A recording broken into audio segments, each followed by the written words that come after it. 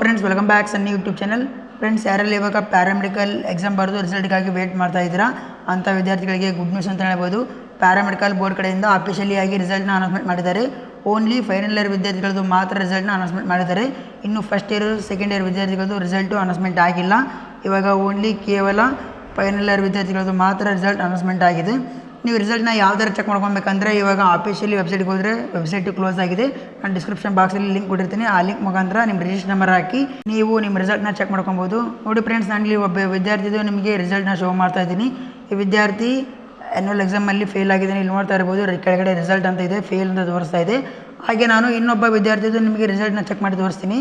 ನೀವು ಇದೇ ಥರ ನಿಮ್ಮ ರಿಸಲ್ಟ್ನ ನೋಡ್ಕೊಬೇಕು. ನಾನು ಇನ್ನೊಬ್ಬ ವಿದ್ಯಾರ್ಥಿದು ಇಲ್ಲಿ ರಿಸಲ್ಟ್ ನಿಮಗೆ ಚೆಕ್ ಮಾಡಿ ತೋರಿಸ್ತಾ ಇದ್ದೀನಿ. ನೋಡಿ, ಆ ವಿದ್ಯಾರ್ಥಿ ಎಲ್ಲ ಸಬ್ಜೆಕ್ಟಲ್ಲೂ ಕ್ಲಿಯರ್ ಮಾಡಿಕೊಂಡು ಆ ವಿದ್ಯಾರ್ಥಿ ಎಕ್ಸಾಮಲ್ಲಿ ಪಾಸ್ ಆಗಿದ್ದಾನೆ. ಇಲ್ಲಿ ನೋಡ್ತಾ ಇರ್ಬೋದು.